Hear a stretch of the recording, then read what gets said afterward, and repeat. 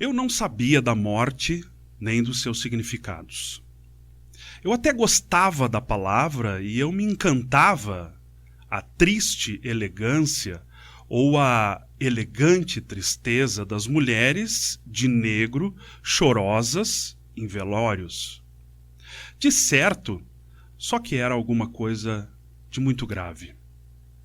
Mas era tão distante de mim que, correndo pelos campos com os guaipecas ou comendo as frutas entre um brincar e outro, era impossível imaginá-la ou sabê-la. Chegou-me silente, como um passar de flanela em tampo de vidro, e com ares de sorro levou-me o amigo deitado em palavra de cerejeira. Eu também gostava dessa palavra caixão. Talvez por não saber que nela pudesse caber o gigante que me carregou às costas num dia.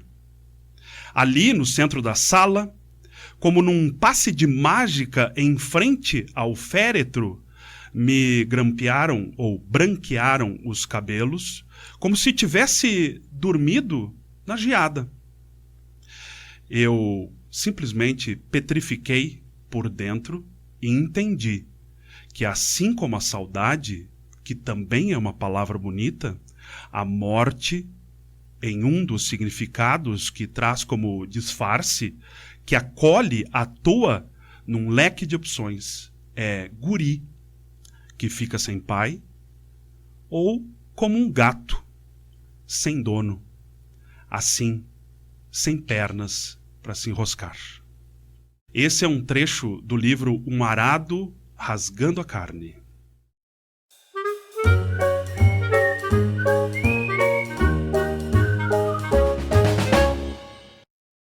Estamos começando No Canto, esse espaço de bate-papo e de informações que a J2R está colocando em prática. Aliás, aproveite e nos siga nas redes sociais e também se inscreva aqui no nosso canal e ative o sininho para sempre ficar sabendo quando nós estamos no ar.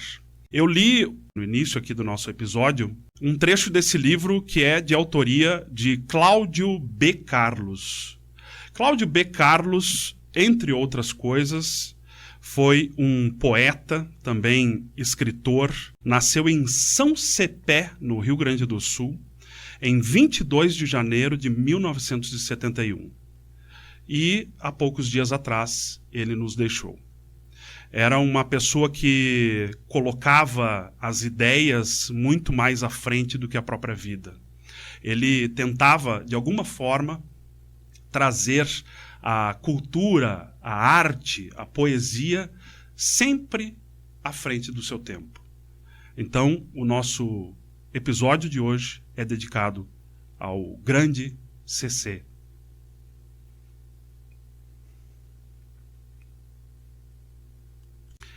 Ao grande CC que nos deixou.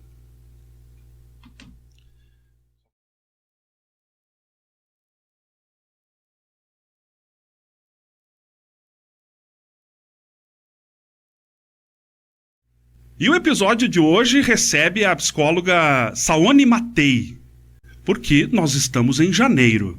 E janeiro é o chamado Janeiro Branco, aquela ação que acontece no mundo inteiro justamente para chamar a atenção da saúde mental. Saone, seja muito bem-vinda ao nosso podcast. Muito obrigado por estar conosco aqui hoje. Sou eu quem agradeço. Muito olá, muito olá, porque eu não sei se é bom dia ou boa noite que eu devo dizer. Sabe que as pessoas às vezes não sabem em que momento vão assistir. Uhum. Então eu acho que utilizando uma palavra olá já é mais do que suficiente. Então, né? Tá bom, olá. Saone, essa questão da saúde mental, ela é muito forte, ela tem sido uma expressão que tem sido muito utilizada no mundo inteiro, saúde mental. Uhum. O que isso significa na tua visão, hein? Olha, saúde mental, se a gente for pegar definições, assim, ela fala mais ou menos que é o nosso estado de bem-estar. Então, a saúde mental, para mim, talvez signifique coisas um pouco diferentes do que vai significar para ti, né? Mas, do modo geral, significa se sentir bem. Ter uma sensação de tranquilidade, paz, calmaria. Que não necessariamente significa felicidade. Não. Até porque, se a gente pensar em saúde mental, uma pessoa com uma boa saúde mental, ela vai ter todas as emoções. Então, uma pessoa que tem uma saúde mental em dia vai ter momentos de raiva, vai ter momentos de tristeza. Ela precisa sentir isso porque as nossas emoções, elas têm funções, né? Por exemplo, a tristeza, quando tu li esse livro, ela vai te fazer refletir, ela vai te fazer parar, diminuir o ritmo, né? E pensar em algumas coisas. Respirar fundo. Cada um lida com a saúde mental de um jeito, ou seja, não há um padrão? É isso. Cada um lida do seu jeito. Inclusive, jeitos mais saudáveis e jeitos menos saudáveis, né? Que é mais ou menos isso também que a gente observa no consultório, quando a gente atende os pacientes, né? O que vai diferenciar uma pessoa que, sei lá, vamos dar um exemplo, né? Uma pessoa que lida bem com os seus sentimentos, ou esses dias até eu tava falando da raiva, né? Todo mundo vai sentir raiva. Eu, você, todo mundo que tá aqui, né? Vai sentir raiva. Agora, o que eu faço diante dessa raiva é que vai nos diferenciar. Então, algumas pessoas podem ter comportamentos mais positivos, mais assertivos diante da raiva, né? De poder colocar isso pra fora de uma maneira que não agrida o outro. E algumas pessoas vão ter problemas com essas emoções, né? Elas vão ter impulsos, vão acabar entrando em brigas, em conflitos. Então, todo mundo sente as emoções, todo mundo vai lidar de uma maneira diferente. E aí, algumas pessoas precisam de ajuda para lidar de uma maneira mais saudável. O Janeiro Branco é uma ação necessária, importante? Muito. Sabe que eu até tinha pegado alguns dados, assim, para trazer aqui de curiosidade para vocês, né? E acabei esquecendo. Isso é bom. Então, eu vou resgatar aqui o que eu me lembro, né? Para vocês terem uma ideia, a teoria que eu sigo, né, que é a sistêmica, ela começou em 1960. É muito recente, né? Sim. Se a gente pensar, por exemplo, antigamente, quando eu me formei, eu fui trabalhar numa outra cidade, eu trabalhava na saúde pública. Eu atendi um senhor que ele me contou que na juventude dele, ele foi internado no São Pedro. Uau! Né? Então, assim, essa pessoa ainda estava ali viva, né?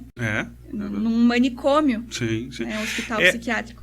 Antes, muito antes, e você pode até achar que não, mas houve um momento no mundo em que não tínhamos internet, não tínhamos celular, não tínhamos Instagram, muito menos TikTok. Então a gente dependia muitas vezes da informação que vinha dos livros, dos jornais, da TV e em algum momento também do rádio, né? E das coisas que as pessoas falavam. Então, por exemplo, no caso do Hospital São Pedro, em Porto Alegre, quando eu era criança, a gente nem passava perto do São Pedro. Por quê? Porque tinha aquele diz que aquela coisa, olha, aquele local lá não é um local bom. E eu acho que até dá pra gente utilizar essa palavra aqui, porque é necessário a gente discutir o que a humanidade fez da própria humanidade. No sentido de que não passar na frente de um hospital de loucos, porque primeiro, você pode ficar louco também, e você pode ser sequestrado por um desses loucos. Então, olha como as coisas aconteciam, como a humanidade, né, acabava fazendo isso. Ou seja, as pessoas eram jogadas para dentro de hospitais e instituições dessas e esquecidas. Sim, que não se sabia muito o que fazer, né? Hoje em dia a gente sabe, a gente tem diagnosticado nomes, né? Transtorno de depressão, ansiedade e tal. Antigamente, uma pessoa que sofria disso, ela era louca, né? A pessoa ficou louca, fulano ficou louca. E aí, o que se fazia com essas pessoas? Em casos menos graves, até ficava em casa e tal, mas nos casos mais graves, casos de, por exemplo, esquizofrenia, né? Que a gente sabe o que é uma esquizofrenia hoje, essas pessoas eram internadas, porque ninguém sabia o que fazer. E lá elas eram abandonadas, lá elas passavam por tratamentos que eram desumanos, né? Uhum. Então... inclusive houve cidades, entre aspas, né? Cidades no Brasil inteiro em que as pessoas que tinham algum problema eram colocadas lá. E tinha talvez um administrador, uma pessoa, enfim, que cuidava ali do andar daquela cidade, mas as pessoas ficavam lá e a gente não chegava perto, ninguém chegava perto. Exato. E aí foi em 1970 e alguma coisa que os profissionais de dentro desses hospitais começaram a denunciar o que acontecia lá. E aí houve todo um movimento que começou fora do Brasil, depois veio para o Brasil. E esses hospitais, foi-se criada uma lei, né, para fechar esses lugares. E, se eu não me engano, essa lei foi aprovada em 2001. Olha aí, 20 e poucos anos atrás só. E aí, em 2002, foram criados os CAPs. Então, para essas pessoas terem um acesso, um atendimento durante o dia, que não é uma internação, né? E, claro que nos casos mais graves, essas pessoas são internadas, mas é diferente, né? Não é como era aquilo. E aí, se tu pensar o porquê que a gente ainda precisa... Hoje em dia, que não é muito tempo depois daquilo tudo, algumas pessoas ainda falam coisas desse tipo. Sim, com certeza. Né? Porque o depressivo, ele é preguiçoso. Fulano tá... Sei lá que outras coisas que dizem, né? As pessoas, às vezes, têm vergonha, né? De admitir que tá passando por alguma coisa, porque... Mas, então, de certa forma, houve uma evolução no sentido de discutir, de falar sobre o assunto. Eu acredito que sim. Né? Não tem como a gente dizer que não, porque olha como era. Né? Pior do que aquilo, acho que jamais tem como ficar. Agora, mas ainda tem muito pela frente. Sem dúvida. Eu acho que só o fato da gente conseguir falar sobre o assunto, discutir, porque há muitos tabus, né, na sociedade, não só no Brasil, mas eu acho que no mundo inteiro, o ser humano cria muitos tabus. Por exemplo, não falar sobre a morte... porque ela pode demorar para chegar se a gente não falar, sabe? E aí, eu falei no início aqui do nosso episódio sobre o Cláudio Carlos, que nos deixou recentemente. Toda vez que eu fico sabendo que alguém morreu, que alguém faleceu, no meu caso especificamente, eu penso sobre a vida. E não sobre a morte. Porque a morte... é talvez algo mais certo que nós vamos ter, né? Ao longo da vida. Né? Exato. É a única certeza que nós vamos ter. Então, quando alguém vai que vai falecer ou faleceu, a gente pensa sobre a vida. E eu acho que não só pensar, mas também falar sobre. Claro. Porque isso também faz parte da saúde mental, né? E como tu disse, né? Não falar não vai deixar com que... Não vai fazer com que as coisas não aconteçam, né? Exato. Não falar da morte não vai fazer com que a gente não morra. Não falar da doença não vai fazer com que a doença não apareça. Muito pelo contrário, nesse caso. Se a gente não fala, a pessoa, às vezes...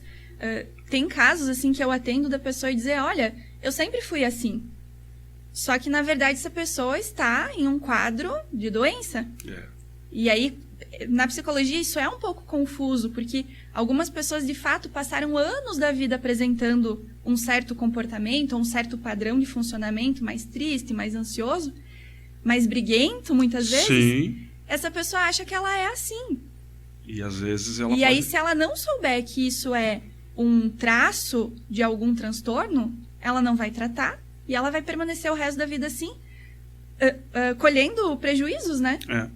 Inclusive, outro tabu que a gente se acostumou, que a gente cresceu ouvindo é que uma doença é, por exemplo, uma gripe, alguma coisa que te leve para o hospital para ser internado e tal, mas a doença mental, aquela que é silenciosa, aquela que não aparece, ela também afeta muito o cotidiano das pessoas, né? Muito. Nossa, eu chego a perder as contas, assim, das pessoas que eu já atendi e que... Essa semana mesmo, né? Eu voltei de férias, estava atendendo uma paciente minha que ela se sente muito chateada, assim, porque ela tem as dores dela, o sofrimento dela, e as pessoas que estão próximas dela não acreditam.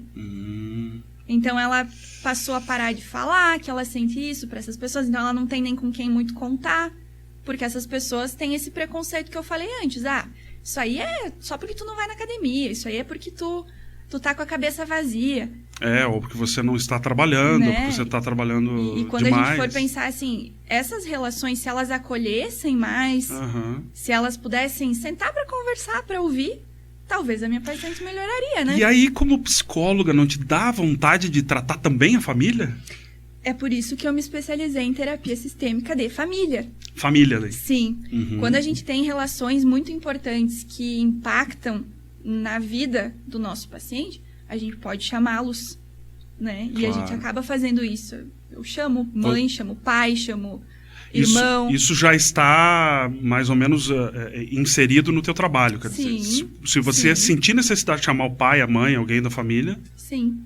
Que a gente entende assim, que quando essas relações melhoram, o paciente acaba melhorando também, porque ele vai ter mais qualidade de vida.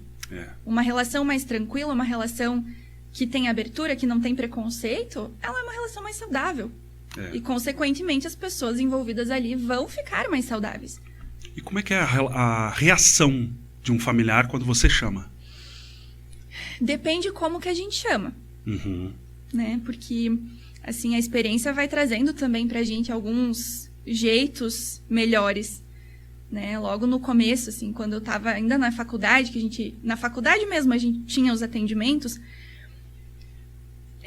não era raro acontecer de chamar, só que, sei lá, do jeito que a gente falava, às vezes deixava transparecer que a culpa era de alguém. Sim. E aí, poxa, não dá, né? Até porque não é assim. A culpa não é de uma ou de outra pessoa. A relação tá acontecendo ali, né? Então, hoje em dia, pela prática mesmo, a gente consegue chamar essas pessoas e acolher.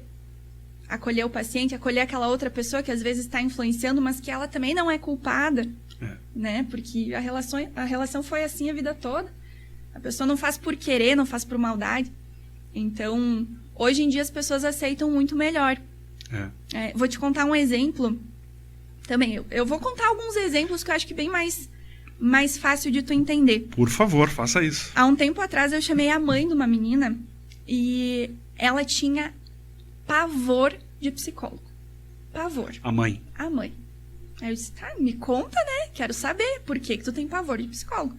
E aí ela me contou que na infância da filha dela, a filha tinha alguns problemas, algumas questões, e ela foi num psicólogo, e esse psicólogo foi muito, assim, taxativo com ela, que ela estava sendo uma mãe ruim, que ela... Enfim, isso foi o que a mãe me contou, né?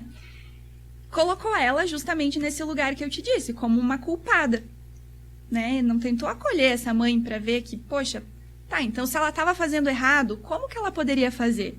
De um jeito mais ameno? E essa mãe ficou... Ela não queria vir. Aí depois ela veio, a gente conversou, a gente olhou de uma outra maneira, ela saiu de lá em paz. Sim. Então, nós como profissionais, a gente tem que ter uma postura muito acolhedora. Porque quando a gente convida alguém, vamos pensar nós mesmos, né? Se eu sou convidada para ir para uma terapia onde a minha filha está com um problema, ninguém precisa me dizer que eu fiz algo errado, porque eu mesma acho que já vou imaginar. Sim, só o fato, né, dela estar ali, pode ser que alguma coisa aconteceu então, na história, né? A gente tem, pelo menos eu, né, essa coisa de se responsabilizar muito. Então tem que ter muito esse cuidado nessas relações. Aí se vem um pai e uma mãe que estão ainda mais resistentes, ainda com mais medo de serem os responsáveis por aquilo, o profissional tem que ter ainda mais cuidado. É verdade. Então, nada que uma relação de percepção não consiga acolher, né? É uma boa conversa, né? Falando, colocando ali todas as palavras na mesa, é importante, né? Como é que você escolheu a psicologia? Olha, é uma história interessante. Porque você é jovem, quer dizer, né? Hoje a juventude, as pessoas mais jovens procuram evitar profissões em que a cabeça, principalmente, vai ferver, né? E ferve, mas tu sabe que eu sempre achei muito interessante, assim, desde que eu sou mais nova, eu tinha essa preocupação, o que eu vou fazer quando eu crescer, né? E aí eu me lembro que lá na minha época era a 8ª série, né? Hoje em dia é o 9º ano. Eu comecei a pensar, e aí eu brinco com os adolescentes que eu atendo hoje, que estão buscando, né? Eu pensava em tudo quanto era coisa, sabe? Das mais variadas possíveis. E aí eu pesquisava um pouco, eu via, não, isso aqui não combina comigo. Aí outros combinavam um pouquinho mais. E aí, passou um tempinho a mais, eu tinha um ficante na época. Já se falava naquela época ficante? Ficante. Ficante. Hoje em dia acho que mudou, né? Na minha época era ficante. E aí, esse ficante que eu tinha, ele desenvolveu um transtorno psiquiátrico. Opa! Ele desenvolveu um transtorno psiquiátrico. E aquilo me chamou muito a atenção, assim, porque eu nunca tinha visto uma coisa dessas acontecer. E o transtorno que ele desenvolveu era um transtorno relativamente grave, né? Enfim, era um ficante que não evoluiu pra nada, né? Depois disso, principalmente. E daí, até depois que isso aconteceu, eu comecei a pesquisar mais. Eu me interessei sobre esse assunto. Quis saber mais sobre aquilo. E eu achei, assim, cada vez que eu pesquisava, então, tem essa doença aqui, mental. Porque até então eu não sabia que isso existia também, né? Sim. Ouvia falar, mas era uma coisa, assim, bem longe de mim. E aí fui descobrindo que tinha outro e outro, aí eu associava com as pessoas que eu conhecia. Você começou a meio que fazer quase consultas com as pessoas sem elas saberem. Não, eu comecei a pesquisar comparações, sobre, talvez. E aí, cada vez eu ia achando aquilo mais interessante. Por exemplo, por que tal pessoa se comporta assim? Por que ele desenvolveu isso, né? O que aconteceu lá na cabeça dele, ou com a família, ou na história de vida? Sim. E quanto mais eu pesquisava, mais eu gostava. E aí, foi. E sabe? aí... Então, eu passei meu ensino médio inteiro pesquisando sobre... E aí já foi... até agora. Você é de Itapejara. Sou. E você disse que no início ainda atendeu em outros locais. Sim. E as experiências são muito diferentes, talvez de uma região para outra, ou talvez de uma pessoa para outra? De uma pessoa para outra, né? Não precisa nem ir para uma região diferente. Claro que tem coisas dentro da nossa cultura, né? Que a gente estuda isso também. Cada indivíduo é único, mas... Por exemplo, nós que estamos aqui vamos ter algumas similaridades justamente porque nós somos moradores da mesma cidade, certo. Somos descendentes do mesmo povo, moramos no mesmo país. Então, algumas coisas são comuns entre as pessoas e outras pessoas são bem mais específicas de cada um. Entendo. É complicado, né? Desde a questão dos descendentes, eu acho bem interessante isso. Sempre pergunto, tu é descendente de quê? De italiano, alemão? Porque aqui tem muito isso, né? Sim. E é engraçado ver que as pessoas, elas têm comportamentos parecidos de acordo com as suas descendências. É verdade. Eu acho que os povos que fizeram mais mudanças, digamos assim, que colonizaram outras regiões, esses povos de lá para cá carregaram também uma bagagem muito forte. Você imagina, por exemplo, nós aqui hoje, se a gente tivesse que simplesmente largar tudo e ir para outro lugar.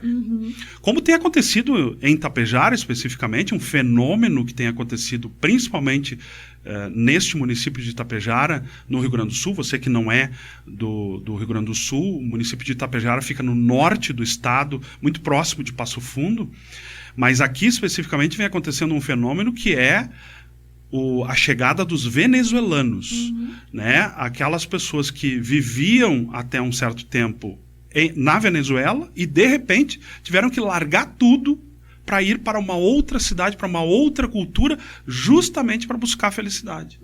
Né? Então, você imagina isso séculos atrás, de pessoas que tinham que sair de um ponto, largar a sua região e ir para outra para começar do zero. Essa bagagem dos italianos, dos alemães, dos portugueses... Essa bagagem, eu acho que a gente também traz isso. Traz muito. Carrega isso, né? Carrega. Né? Se tu for pensar os descendentes aí, quase todos eles têm uma questão com dinheiro, de querer economizar e tal. Por quê? Porque os nossos antepassados vieram na pindaíba, né? Sim, completamente. E é engraçado e eu sempre falo, muito interessante, eu continuo achando cada vez mais interessante. Por exemplo, isso que tu tá contando, né? Dos venezuelanos que vieram para cá. O quanto essa migração vai fazer mudar o psicológico deles e também da gente que está aqui. Com certeza. Todo mundo vai ser afetado de certa forma, né? Mudanças vão acontecendo. Então, a vida é assim. A gente pode nascer num lugar e achar que tá tudo ali, mas a vida vai acontecendo e as coisas vão mudando e daqui a pouco, hoje, alguns transtornos psiquiátricos são de um jeito e lá na frente vai ser outro. E esses transtornos, digamos, essa instabilidade mental, ela pode surgir de uma hora para outra. Você ainda acredita naquela teoria dos gatilhos? Sim, a gente sabe que eventos estressores têm um grande potencial de desencadear algum transtorno, né? Ou algum sofrimento psíquico. Certo. Então, uma mudança muito grande, uma perda muito grande, né? Pode ser a chave, assim, para desencadear alguma coisa. O uso de substâncias pode vir a desencadear. Então, pensa assim que você tá intacto aí, né? Você tem tuas questões de saúde mental, mas até então está ok. Sei lá, vamos pensar que um dia tu vai lá e resolve, numa loucura, experimentar alguma substância, alguma droga. Pode ser que, se você tem uma predisposição, isso venha a se desenvolver. Senão ela estava ali dormindo, entendeu? Mas você só vai saber disso a partir do momento que estiver naquela situação. Não tem como saber antes. Claro que tem questões genéticas também. Eu sempre deixo muito atento os meus pacientes, né? Ah, teve o pai, o avô com dependência ou com algum tipo de transtorno psiquiátrico, outro, né? Eu sempre digo, olha, você tem um genezinho, tá ali. Sim. Então, cuida da tua saúde, porque pode ser, talvez você seja mais propenso a desenvolver alguma coisa do que quem não tem. Então, tem também a questão genética, né? Sim, com certeza. Como a gente estava falando antes, né? O histórico, às vezes, o histórico familiar, ele é fundamental, né? E essa coisa do gatilho que tu falou, sim. Imagina que tu tá numa coisa muito estável, né? Que nada de diferente acontece. Tu não expõe o teu cérebro, o teu emocional a uma coisa muito diferente. É mais difícil que vá acontecer isso, né? Então, para aparecer algum transtorno psiquiátrico ou algum estresse, alguma coisa assim, algo precisa acontecer. Certo. Então, a gente também sempre investiga isso, né? Tá, sei lá, tô com sintoma há 1 ano. O que aconteceu nesse 1 ano de diferente? E sempre a gente vai encontrar alguma coisa. E pode ter ocorrido alguma coisa muito antes e ela foi se desenvolvendo, você não notou, e de repente acontece, de repente ela estoura, de repente Pode. Esse que é o legal da coisa, né? Pode tudo. Tudo, né? Sabe? Tudo. E isso que é fantástico, assim, porque tu vai investigar a vida de uma pessoa que chega lá com algum problema e tu vai investigar tudo, tu vai revirar essa pessoa de ponta cabeça. Sim. E pode. Eu acredito muito que as pessoas, só para fazer uma analogia, né? Eu acredito muito que as pessoas têm gavetas. E que algumas gavetas elas só abrem e fecham tranquilamente, tem outras que têm chave, tem outras que têm cadeado, tem outras que têm senha. Eu acredito muito nisso. Tem questões, por exemplo, Jota, de abusos, né? Que tá lá, a pessoa, sei lá, apresenta um sintoma, ela não sabe de onde é que é.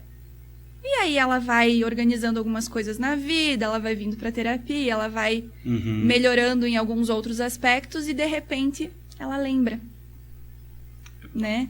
Quer dizer, é como se a pessoa estivesse se preparando para lembrar de uma coisa muito pesada, que antes, se ela lembrasse daquilo, ela não ia conseguir dar conta. Então é isso mais ou menos que tu fala quando tu diz dessas gavetas, né? Talvez tenha coisas lá enterradas, mas que tá latente. Mesmo que esteja lá enterrado, uma hora aquilo vai vir. Então, de certa forma, todos nós temos essas coisas enterradas e que podem ficar adormecidas pela vida toda. Sim. Só a diferença é que algumas pessoas vão ter algumas coisas enterradas um pouco mais tensas do que outros, né? Mais pesadas. Mais difíceis de encarar. Por isso que eu admiro bastante as pessoas que trabalham com saúde mental, porque para você chegar num diagnóstico, porque também eu acredito nisso, nessa questão do diagnóstico. Você precisa ter um diagnóstico. Até para buscar o tratamento, né? Para buscar melhorar. Não necessariamente. É mesmo? É mesmo. Porque, assim, o diagnóstico ele é feito por um psiquiatra, né? Por um médico. A gente tem um manual de transtornos psiquiátricos que tem lá mais de 300 transtornos. Mais de 300? Para a gente fechar um diagnóstico, a pessoa precisa preencher todos os critérios. tá? Então, sei lá, vou usar o exemplo da depressão, né? A pessoa precisa ter, na vida dela, né? O critério A, o critério B, o critério C, e todas as suas especificações para ter o diagnóstico. Sim. Né? Algumas pessoas fecham, outras não. Por exemplo, tu tá num mega sofrimento, mas você não preencheu todos os critérios. Isso significa que, então, que você não tem o transtorno e você não precisa se tratar? Não, muito pelo contrário. Não. Então, quando a gente fala de diagnóstico e tal, tá, é importante porque algumas pessoas, elas precisam disso para aceitar, sabe? Então, algumas pessoas chegam lá, elas não aceitam, a gente tem que dizer, tal, olha só, você preenche isso, a gente mostra no livro, né? Você tem isso aqui. Ou seja, você precisa tomar remédio, você precisa vir toda semana na terapia, você precisa fazer tratamento. Outras pessoas usam isso aqui também como algo para provar para o outro, sabe? Uhum. Então, por exemplo, essa paciente que o familiar não acredita. Tá, ela tem um diagnóstico. Isso é real, porque senão as pessoas ficam, tá, isso não é real. Porque aquilo que nós estávamos falando até antes aqui do nosso bate-papo, que é a questão de, muitas vezes, a pessoa está sofrendo, está tendo um problema, está tendo uma depressão, e os outros acham que ela está ali só né, fazendo de conta, querendo chamar atenção. Aí eu fico pensando, por exemplo, que é um outro tabu que nós tínhamos muito. Quando eu entrei na faculdade de jornalismo, a primeira coisa que eu aprendi é não falar sobre suicídio. Uhum. Quando a gente for fazer uma reportagem, um texto, alguma coisa, cobrir algum evento desse sentido, e que houve o suicídio, a gente tem que falar outra palavra que não seja suicídio. Mas aí, assim, a gente só vai falar sobre a depressão, sobre aquele problema que a pessoa estava ali, que ela não tem outra saída, que ela não consegue encontrar outra saída. Eu já passei por depressão. E eu sei que a gente vê o mundo em preto e branco. Uhum. Nada tem cor. Nada tem graça. Nada tem graça. Você não tem vontade de levantar, você não tem vontade de fazer absolutamente nada. Uhum. O teu corpo, ele não responde. Então, assim, quando há um suicídio, daí é que as pessoas vão falar, mas ela realmente estava depressiva, estava triste. Sim. Tu sabe que esse é um ponto bem interessante de a gente falar, porque a gente daí, olha que legal essa troca, né? Na faculdade a gente aprende que não se deve noticiar suicídio, porque as pessoas se encorajam sabendo que outra pessoa se suicidou. Sim. Né? E aí é um ponto que a gente... É muito polêmico isso, né? Muito. Porque, ao mesmo tempo, se a gente falar mais disso, talvez a gente consiga prevenir que algumas coisas aconteçam. Só que, ao mesmo tempo, se a gente fala, pode ser que tenha um lá que tá quase se jogando da ponte e aí se joga mesmo. Uhum. Então, sabe... Mas é bem... que, eu acho, por exemplo, e eu gosto um pouquinho de polêmica às vezes. Só às vezes. Mas eu acho que é necessário falar que existe o suicídio, ou seja, que esta opção, ela pode acontecer, ela pode ser escolhida pela pessoa. Sim, é uma escolha, né? Como a gente vê muito acontecer, né, no nosso dia a dia. Inclusive, assim, eu estava até pensando sobre, né, o nosso bate-papo aqui, sobre assuntos, enfim. Eu lembro, por exemplo, daquele ator, o Robbie Williams, que fez, por exemplo, Uma Babá Quase Perfeita. Fez O Médico do Sorriso, se não me engano. Fez vários. Nossa, ele fez muitos filmes muito bons, geralmente de comédia. E ele cometeu suicídio. E aí chamou a atenção das pessoas que... Como é que um cara tão alegre, como é que um cara que tinha tanto talento, que construiu uma vida artística tão boa, tão legal, como é que uma pessoa dessas comete suicídio? Sabe? Então, isso chama atenção e a gente precisa, de alguma forma, dizer que essa opção ela pode ser escolhida pela pessoa. Então, a gente tem que ter atenção àquilo. Esse assunto, assim, dá muito pano pra manga, né? Porque o suicídio, muitas vezes, ele é, sim, uma escolha, só que em outras circunstâncias, ele não é tanto uma escolha, ele é mais uma atitude impulsiva, que poderia muito bem ter sido evitada, sabe? Então, mas é por isso que eu te digo, daqui a pouco poderia ter sido evitada, será que não dando um pouquinho mais de atenção para aquele problema? Não... Depende, Jota, porque assim, existem pessoas que se suicidam e que elas planejam isso durante muito tempo. Uhum. E que elas vão para tratamento e que elas desistem da vida, entendeu? Então, existem casos específicos onde a gente até fala assim, tá, poderia ser evitado? Poderia, mas se essa pessoa estava muito com essa ideia fixa mesmo na cabeça, decidida já há muito tempo, não sei necessariamente, né? Isso é interessante falar porque algumas pessoas que tiveram familiares que se suicidaram se culpam muito, muito, muito. Eu imagino. Então, a gente tem que ter muito cuidado em até falar sobre isso, de que sempre poderia ser evitado. Porque aí a pessoa que estava junto fica pensando, cara, eu podia ter evitado. E eu não fiz nada, eu não consegui fazer.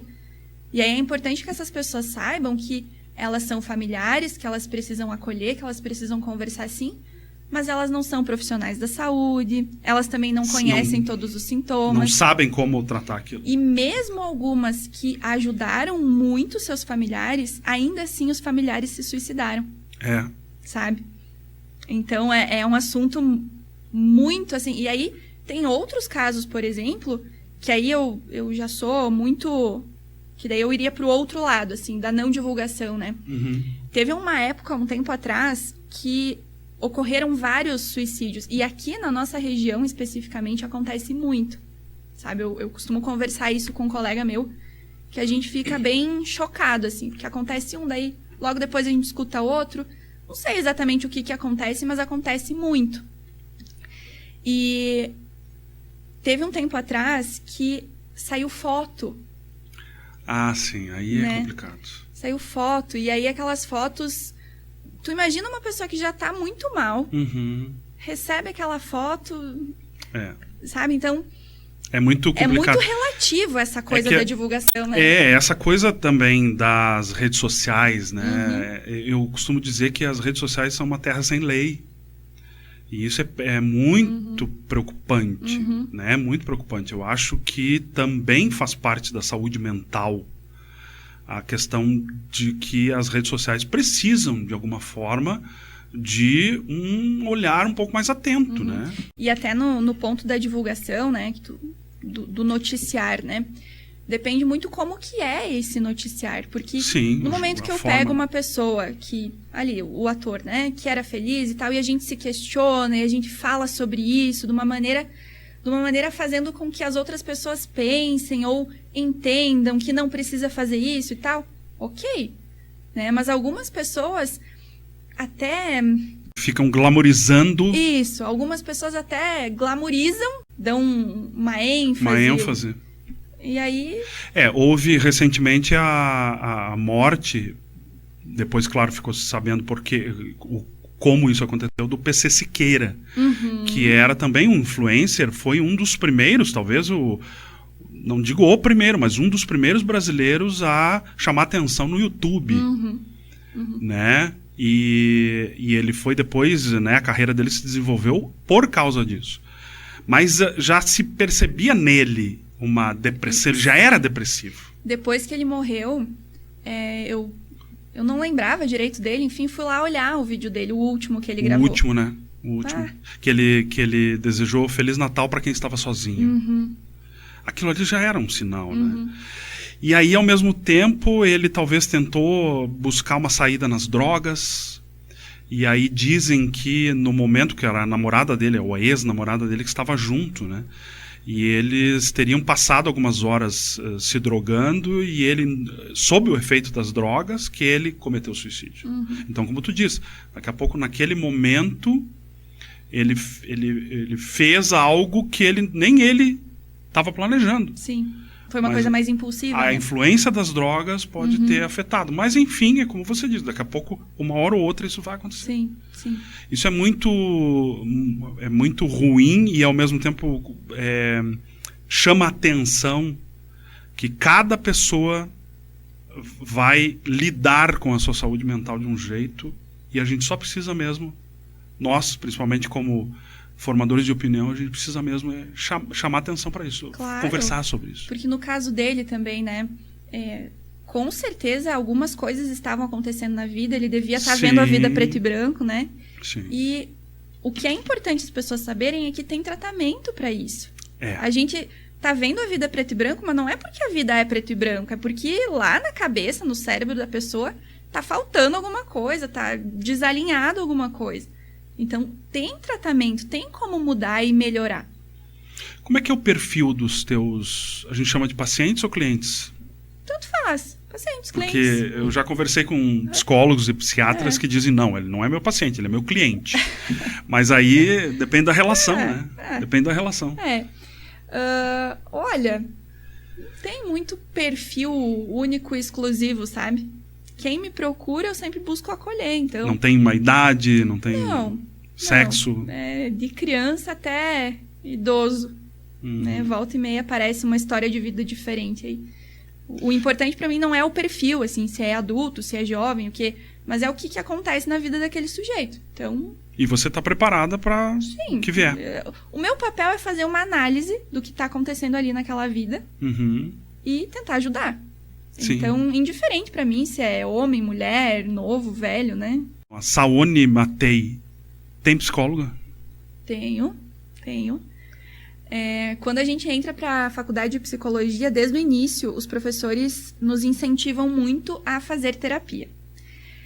Eu me lembro que eu fui fazer terapia lá no final da faculdade, assim. E eu não tinha muita... Eu não entendia a real importância, porque para todo mundo é importante, né? Mas para o psicólogo é mais. Por quê? Porque quando a gente está na frente de um paciente e ele nos conta uma história, a gente não é uma parede, né? A gente tem sentimentos também. Sim, o ser humano ali. Então, muitas vezes, o que o paciente nos fala desperta em nós coisas nossas. Pode ser um gatilho também. Sim. Então, é uma coisa muito maluca, sabe? Porque a gente vai pro psicólogo, por exemplo, eu já tive momentos na minha vida que eu fui pro psicólogo para trabalhar questões minhas, de que situações da minha vida não estavam legais, e aí fui lá trabalhar as minhas questões. Mas, esporadicamente, eu preciso ir ao psicólogo para ficar me reciclando. Porque se um paciente meu, hoje em dia, né, que eu já fiz muita terapia, eu me conheço bem. E eu sei, por exemplo, o Jota tá aqui me contando uma história, eu senti um negócio diferente. Se eu não sei o que eu tô sentindo, por que eu tô sentindo isso, pode ser que eu me atrapalhe. Ah, sim. Pode ser que eu contamine a minha cabeça. Você meio que confunde os teus sentimentos com a tua parte profissional e o que você deveria... E isso é muito sério, sabe? Sério? Porque quando a gente fala assim, não, porque o psicólogo tem que ser imparcial. Tá, mas e como é que a gente é imparcial? Sim. Não é simples, sabe? O que significa a imparcialidade ali, né? Eu lembro que na minha formação, a gente fez uma dinâmica muito... Que é muito forte, assim, eu sempre conto esse exemplo. Eu tinha 2 professoras durante toda a minha formação, sempre foram elas 2.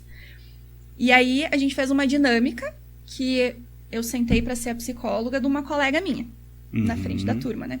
Na frente de todo mundo ali. E aí, uma professora veio num ouvido, a outra veio no outro. E aí, enquanto eu tava fazendo a entrevista com a minha paciente, cliente, né? Sim. As 2 ficavam falando coisas. Uau. E eu tinha que me concentrar.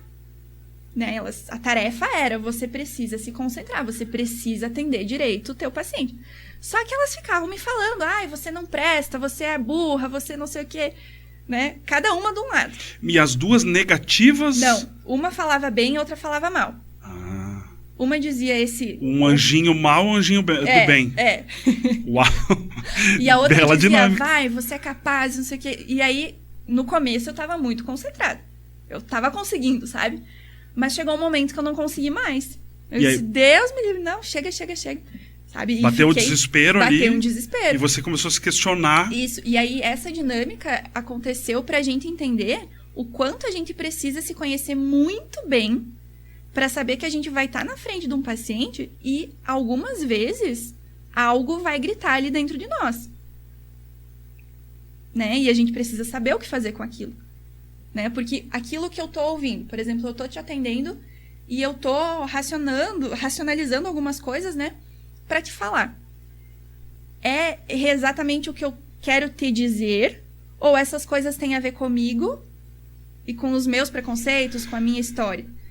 Então é um negócio meio complicado, sabe? Dentro da tua cabeça não há um botão pra ligar a pessoa da profissional. Não. Ou desligar. Não tem como. Não tem como. Eu imagino os teus questionamentos, assim, o que tudo isso pode proporcionar. Mas, claro, hoje em dia é uma coisa muito tranquila, né? Sim. Eu conheço exatamente quais são as situações em que me despertam. E aí eu sei. Por exemplo, é uma coisa engraçada, assim, vão me achar maluca, né? Mas às vezes a gente tá atendendo alguém e me vem isso, e aí eu penso, tá, respira, isso é teu, o paciente não tem nada a ver com isso, né? Aí eu consigo me acalmar, essa coisa vai embora. Se eu não souber fazer isso, tu imagina. Não tem nem... Né? Tem que trocar de profissão. A gente se atrapalha. Por isso que às vezes as pessoas perguntam pra nós, né? Nossa, tu carrega muita coisa pra casa e tal. Não. Pois sempre foi uma dúvida minha. As pessoas que trabalham com saúde, no modo geral, né? Não só saúde mental, mas saúde como um todo. Será que não leva isso pra casa? Não leva isso pro seu interior? Mas é por isso que a gente precisa fazer terapia, né? Porque o problema do outro, ele é satisfatório quando eu escuto uma pessoa com alguma dificuldade e eu consigo ajudar ela a enxergar caminhos, a clarear. Não é uma coisa pesada, é o contrário. Às vezes eu falo isso para as pessoas e elas não conseguem entender. Sim. Eu me sinto muito satisfeita quando eu consigo fazer isso. Você... Então, não é que a pessoa vai chegar lá e vai ficar se queixando. Não é um muro de lamentação a psicoterapia, né? Que também isso é diferente. As pessoas acham que a pessoa vai lá, o nosso cliente vai lá e fica só reclamando. Não. Vai reclamar uma sessão, 2, na terceira, tá. E aí, o que a gente vai fazer pra tu parar de reclamar? Você vai, como dizia a minha mãe, uma professora chamada Maria Elisa, que até hoje ensina, né? Ela dizia, vou te colocar o dedo na moleira. Pra você pensar, pra você, né? E aí, o que você vai fazer com isso? Isso, porque daí é isso que as pessoas também às vezes não sabem, né? Quando a gente fala do Janeiro Branco, que a gente divulga tudo isso, olha quanta coisa que talvez as pessoas nem conheçam, né? Você não vai ir lá só pra ficar reclamando a vida toda. Não, você vai lá justamente pra sair daquele lugar que é ruim pra ti. E o psicólogo vai te ajudar a isso. Eu tenho muita curiosidade para saber como é que surgiu o teu nome, Saone. Eu até achei que você fosse oriunda da Ásia, né? E tal, mas qual é a origem do nome Saone? Tá. Então, o meu nome, essa é uma pergunta que eu escuto desde que eu me entendo por gente, né? É mesmo, Sim. Saone, que nome bonito, de onde é que vem? E é muito bonito, né? É diferente, forte. Quando eu era criança eu achava esquisito, mas hoje em dia eu gosto dele. E a história que me contam, minha mãe tinha uma professora que tinha 3 filhas, e aí ela achou bonito, uma delas era Saone, ela achou bonito, ela escreveu num cantinho do caderno. Na aula? Na aula. Sala de aula. E aí depois ela conheceu lá meu pai, casou, teve meu irmão, aí depois de 6 anos engravidou de mim, e aí ela conta que ela foi lá e lembrou desse nome. Eu acho que essa história não tá muito certa, porque até hoje eu nunca conheci alguém aqui, nas voltas aqui, quando a gente pesquisa em Facebook, Instagram e tal, não tem nenhuma brasileira Saone, né? Tem algumas variações, tem Sayene, tem alguns outros nomes um pouco diferentes. E aí, ao longo do tempo, quando eu era adolescente, eu pesquisava, né, pra ver se eu encontrava alguém, né, porque era uma angústia minha. Eu pensava, cara, mas por que não colocou o nome Bruna, né, uma coisa... Patrícia. Uma coisa que as pessoas sempre me perguntavam. E é engraçado porque, assim, teve uma vez que eu fui numa festa, né, eu tava de aniversário. Aí foram lá, escreveram um bilhetinho pro cantor me dar parabéns. O cantor deu parabéns pra Sayuri. É sempre assim, sabe? Ou quando alguém vai ler uma lista de nomes, quando a pessoa faz uma cara feia assim, eu penso, é eu. É o meu nome que tá ali. E é sempre eu. Uau! Então, quer dizer, na tua época já existia o chamado bullying? Eu não entendi isso como bullying, porque eu sabia que o meu nome era diferente, estranho, né? Então, eu nunca entendia isso como uma ofensa, né? Até porque, claro, se eu falava disso com a minha mãe, com meu pai, eles encaravam isso de uma forma mais... Sim, Então, eu também nunca entendi isso como bullying, sabe? Sim. Não entendi Agora, de uma forma negativa. Se você tivesse nascido antes do teu irmão, talvez o teu nome fosse diferente? Ou ela ia lembrar Eu acho. daquela anotação no caderno? Eu acho que ia... Talvez ia lembrar do nome certo. Não do errado. Mas que beleza. Quanto tempo de profissão, Saone? Agora, em fevereiro, vai fazer 8 anos. Então já tem festa aí em fevereiro. Tem festa. Vamos fazer uma comemoração. Fazer um show de fogos. De lá pra cá, você acha que mudou muito o teu olhar em relação à profissão? Muda. As nossas experiências vão fazendo mudar. Sabe que quando eu fui fazer a faculdade, eu me lembro que eu comentava com as pessoas e elas diziam, mas tu é fora, né? Que tu vai querer fazer psicologia? Teve um senhorzinho lá da comunidade que eu sou, que ele me disse assim, meu Deus, a minha filha fez esse negócio, ela não tem emprego. Esse negócio. Sabe? E aí mas eu sabia, eu tinha pesquisado, eu sabia que tinha algum futuro, né? E aí, quando eu me formei, eu lembro que eu tinha muita neura, assim, em ter que fazer as perguntas certas, em fazer, sabe, de uma forma... Eu era mais rígida. Mais quadrada, mais... E com o tempo, eu acho que eu fui ficando mais tranquila e ouvindo mais, me preocupando mais em ouvir do que em falar. Então, hoje em dia, eu me considero mais tranquila. Então, no teu caso, enfim, na grande maioria das pessoas que fala a prática leva à perfeição, pode ser que você esteja nesse caminho. Eu não sei também se existe perfeição. Eu ia te dizer, porque perfeição... O que é perfeito, né? É muito relativo, né? O que é a perfeição. Agora, tem um assunto que tem girado muito, principalmente nas redes sociais, os comentários nesses últimos dias têm sido muito fortes em relação a uma pessoa chamada Vanessa Lopes. É uma pessoa que chamou muita atenção nas redes sociais, principalmente no TikTok, e ela acabou indo para o Big Brother. Foi chamada para o Big Brother naquela turma dos conhecidos, né? E tal. E lá dentro ela começou a demonstrar um certo desvio, um certo problema com a sua própria... Comportamentos esquisitos, né? Outra coisa, será o que é esquisito para mim pode ser esquisito para você? Eu não sei. Mas enfim, o fato é que a gente olhando algumas falas dela, dá para perceber que ela tá com algum problema.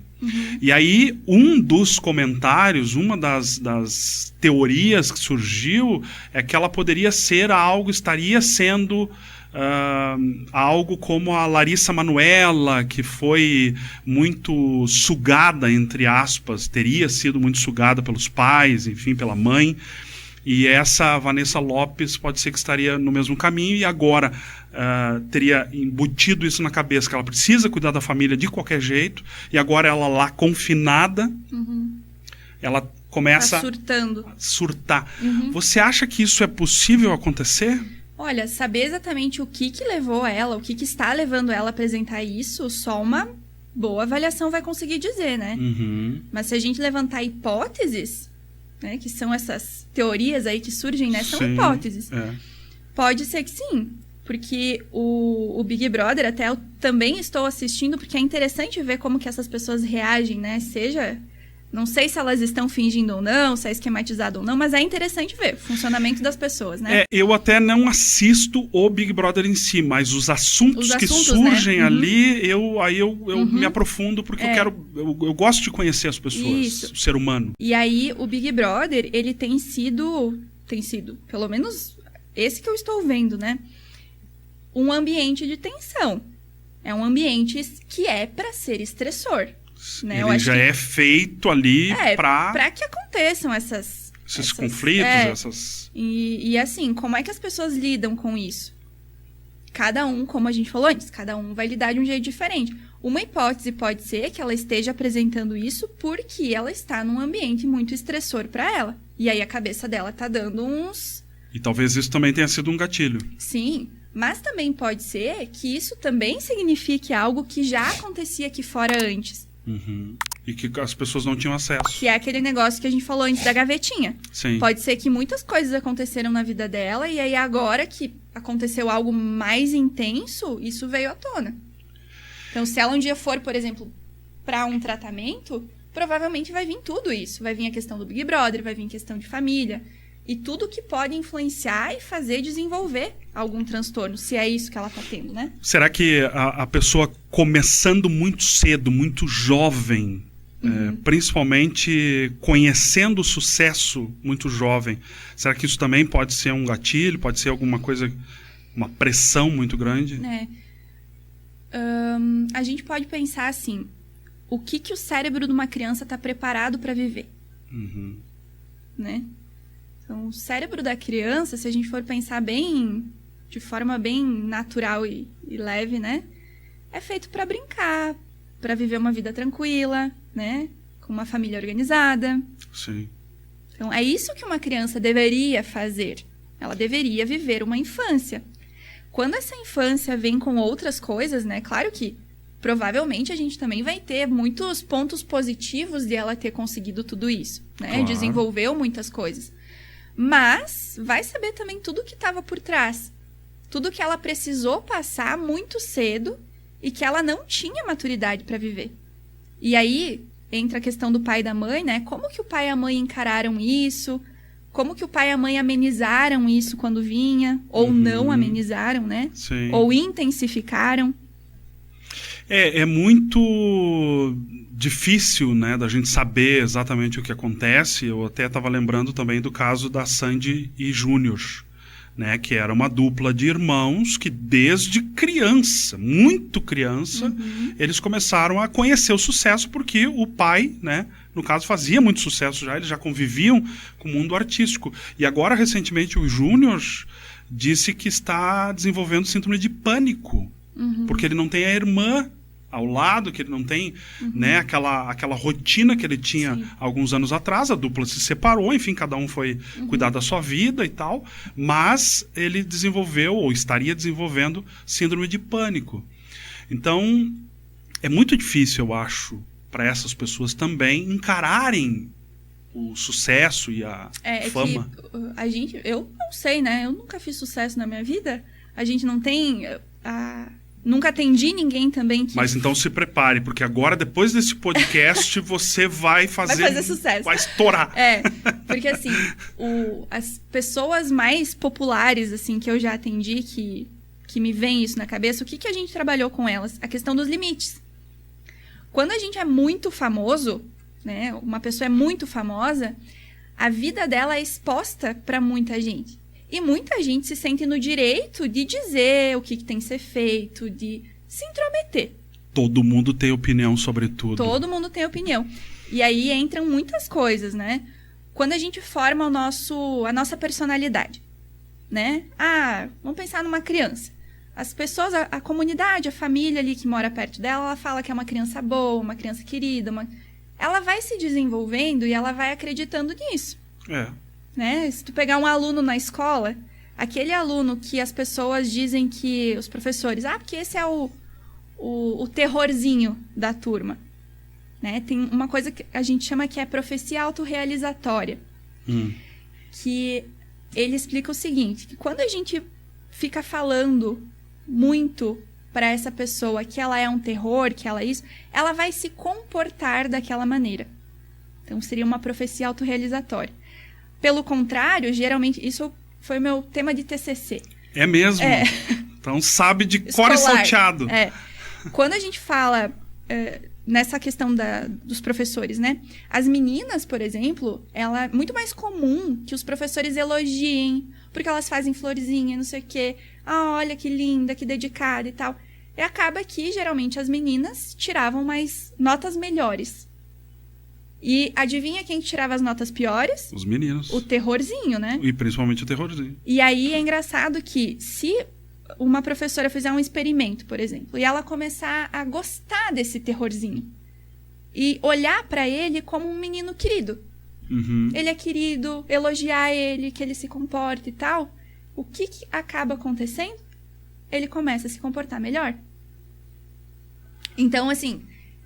a gente vai pegar uma pessoa que é muito famosa e que todo mundo tá criticando, olha o impacto que isso tem para ela mesma. Sim. Ou o quanto talvez essas pessoas que estão próximas dela precisam cuidar muito para que ela não se desenvolva achando que ela é aquilo que as pessoas estão dizendo que ela é. Principalmente quando isso é negativo, né? No caso da Vanessa Lopes, o que me preocupa, o que me causa preocupação é o fato de que ela influencia muita gente. Uhum. Ela influencia, ela tem acho que 22 anos, se não me engano. E ela influencia todo tipo, principalmente os jovens, né? Então, por exemplo, esses dias ela falou sobre aquele livro 1984 que inspirou o nome e o jeito, a forma de fazer o Big Brother. Ela citou, as pessoas já foram para as livrarias buscar o livro. Uhum. Então, quer dizer, todo mundo sabia, quer dizer, a gente não pode dizer todo mundo, né? Mas a grande maioria das pessoas que sabe da existência do programa Big Brother, que é um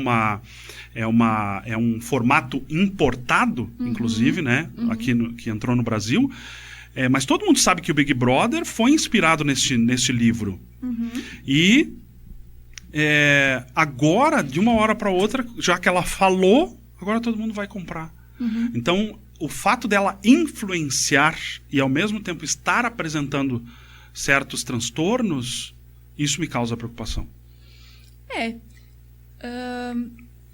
Eu não sei se tu precisa ficar tão preocupado quanto a isso, porque se ela está desenvolvendo traços de algum transtorno, não é algo que vai ser imitado, eu acho, sabe?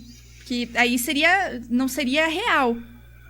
Mas as pessoas, por exemplo, os seguidores dela imitam muito ela nas danças, nas dancinhas. Uhum. Será que a atitude dela não vai ser imitada também? A gente não tem como saber.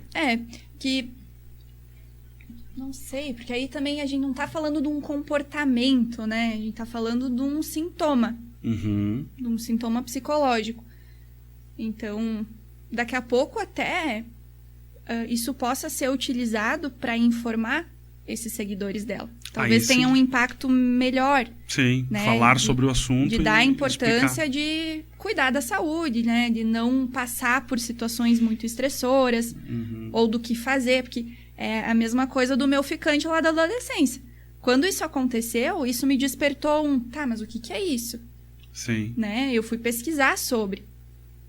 Então, ela tá ali, é uma figura muito vista por esses adolescentes, mas talvez eles se questionem. O que tá acontecendo com ela? Eu gosto dela, o que tá acontecendo? Será que ela tá bem? Será que ela não tá bem? Né? Porque os adolescentes que eu atendo, eles têm uma preocupação. Eu não sei se os adolescentes que vivem com vocês têm isso também, mas eles são muito ligadinhos, assim, de querer entender a vida, de querer filosofar, eles são muito não só observadores, mas também procuram sempre saber o que aquela situação, por que ela está acontecendo e principalmente qual o reflexo daquela situação na própria vida. Isso, eles são, pelo menos os que eu conheço, né? Eles são reflexivos, assim, acerca das coisas. Sim. Então, até porque, eu não sei, mas como é que uma pessoa vai imitar um delírio, né?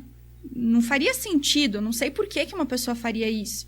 Né? Então, tem um adolescente assistindo, eu vou imitar um delírio, mas pra que tu vai fazer isso? Eu acho que o fenômeno repito aqui, a questão das redes sociais e de tudo que ela pode proporcionar, ainda pode ser, e com certeza no mundo todo, mais estudado, mais aprofundado. Né? O que isso reflete na nossa sociedade? Sim. Né? A gente falou aqui no início que quando não havia internet, a gente dependia muito do que os outros falavam pra gente, né? Aqueles boatos e tal. Então, quer dizer, a humanidade vai vivendo anos diferentes, mas sempre talvez com problemas semelhantes. Sim. Que é entender a dinâmica da vida, né? Sim, só que agora com muito mais visibilidade. É verdade. Sempre. A gente está sempre sendo Conhecendo observado. muito né? mais, assim, o que se passa de fato. Uhum. Né? Porque antigamente também existiam suicídios, mas a gente não Sim, a gente nem ficava sabendo às ficava vezes. sabendo. É. Ficava sabendo só do ator que fazia comédia. Exato. Agora a gente sabe do ator que faz comédia, a gente vê o vídeo do blogueiro que tava passando por maus bocados. A gente começa a entender que tem o outro lado que tá por trás. Porque no começo é muita ilusão, né? De que tudo é perfeito lá, né? Sim. Aí a gente começa a enxergar que não. Por exemplo, o Big Brother. Quem via a menina dançando, provavelmente imaginava que a vida dela era perfeita, maravilhosa. Só que aí, assistindo a isso, a gente entende que não, que também tem o outro lado. Que ela também sofre, né? Eu acredito que tem sim sempre o lado negativo, mas também tem o lado positivo das pessoas começarem a enxergar esse outro lado e se colocarem no lugar também. Que elas também, naturalizar que o sofrimento também pode existir na vida delas. É interessante buscar conhecimento, né? Buscar se entender e entender um pouco do ser humano. Saone, para a gente encerrar aqui o nosso bate-papo, eu queria te perguntar, cuidar da saúde mental é cuidar da vida? Muito, muito. Um dos dados que eu tinha pesquisado, né, que eu esqueci em casa, dizia que pessoas com transtornos psiquiátricos ou, né, muito sofrimento psiquiátrico, elas tendem a morrer 10 a 20 anos mais cedo do que pessoas que não têm. Tudo isso? De 10 a 20 anos? Sim. Pessoas com incapacidade relacionadas à psiquiatria são o maior motivo, o maior número de pessoas incapacitadas ao trabalho. São pessoas que ficam afastadas do trabalho. Sim, e a gente sabe que existe muita rotatividade, pessoas doentes e tal, que não param no trabalho, também por conta disso. Então, se a gente cuidar melhor da nossa saúde mental, a gente vai estar, sim, cuidando melhor da nossa vida. A gente vai estar tendo uma vida melhor, uma vida mais longa. E aí, quando a pessoa precisa cuidar da saúde mental, mas ela não tem estrutura, ela não tem... Talvez a questão financeira esteja mais difícil e tal. Como é que faz? Como é que busca isso?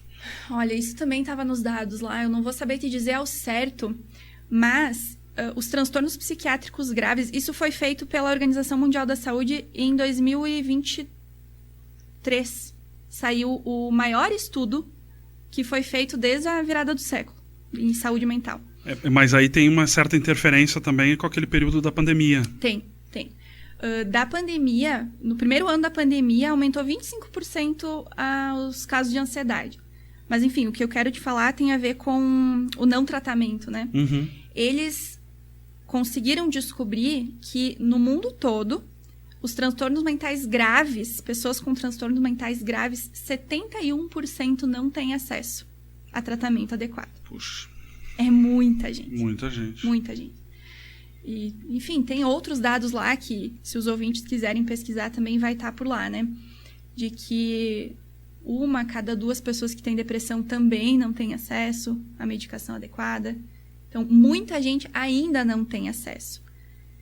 Então, para essas pessoas que não têm acesso, eu sempre gosto de falar, né? Que a gente tem a saúde pública que pode atender. Claro que não vai ser, talvez, o melhor tratamento do mundo, porque tem fila de espera, porque não é bem assim, né? Quem acessa sabe. Mas a gente tem os CAPs, que são a porta de entrada aí. Centro de Atenção Psicossocial. Isso. Então, no CAPS, a gente vai ter apoio psicológico, a gente tem psiquiatra. Aqui na saúde do município, eu sei que tem...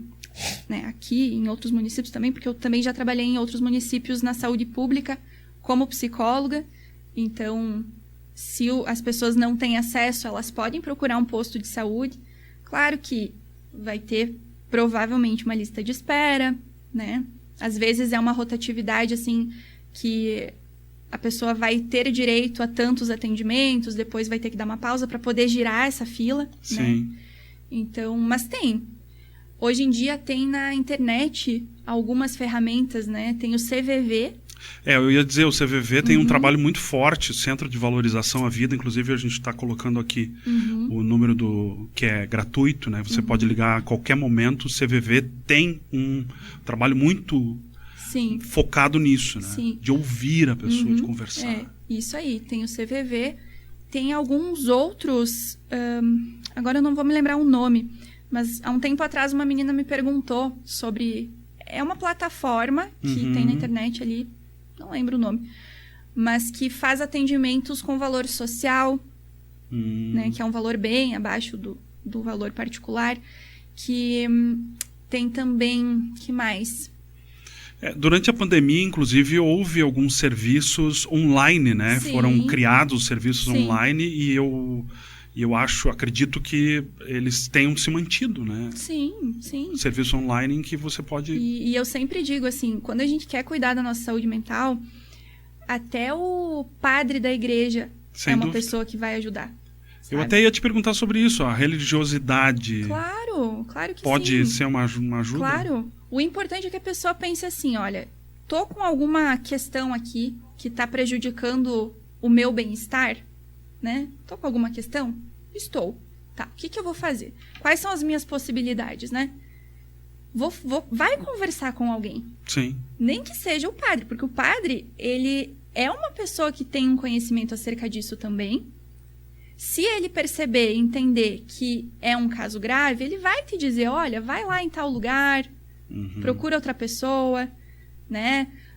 Chamar o CVV, né? O importante é ir falar com alguém sobre isso. Porque alguém que estudou e que tem um conhecimento maior sobre a saúde mental vai saber orientar. Né? O pior de tudo é a pessoa estar ali com alguma questão incomodando e ela não falar. E aí ela não procurar ajuda e ela fica nisso. O próprio médico, assim, vai consultar no posto de saúde, vai consultar com um clínico geral. Fala pra ele. Né? Não precisa necessariamente ser o psicólogo, Sim. porque nem todo mundo vai ter acesso a ele. Mas qualquer outra pessoa que trabalhe com saúde ou espiritualidade, enfim, vai poder ajudar. O importante é procurar essa ajuda. Então, se você está por algum motivo, que também nesse momento não vai importar, mas se você está por alguma razão passando por um pensamento ruim, você está, como a gente, né, falou aqui, olhando a vida em preto e branco, busque ajuda, converse com alguém, converse com as pessoas. Eu acho que conversar é o primeiro caminho para uma série de melhorias que a vida tem para nos dar. É isso aí. Saone, onde nós te encontramos? Não só nas redes sociais, mas também fisicamente. Olha, fisicamente eu tô aqui para cima da prefeitura, no Profissional Center ali, tem o meu consultório ali. Certo. E estou por aí, estou nas redes sociais, atendo online também. Você faz atendimento online? Atendo online também, caso alguém tiver alguma dúvida ou precisar conversar também, né? Para receber algum tipo de orientação também, pode procurar. Estarei sempre aberta, com o maior prazer. O prazer foi todo nosso de te receber aqui. Foi realmente um bate-papo muito legal. Passou, que a gente nem viu, né, o tempo. E a gente, inclusive, espera te receber aqui em outras oportunidades para falar sobre outras questões. Lembrando, nós estamos no Janeiro Branco, que fala sobre saúde mental, mas não significa que temos que falar sobre isso durante o janeiro. Todo tempo é bom para falar sobre o assunto. Exatamente. Então, Saone, obrigado de verdade por estar conosco. Sucesso nessa tua carreira aí. E a gente está sempre de portas abertas por aqui. Sou eu quem agradeço. Fiquei muito honrada e feliz.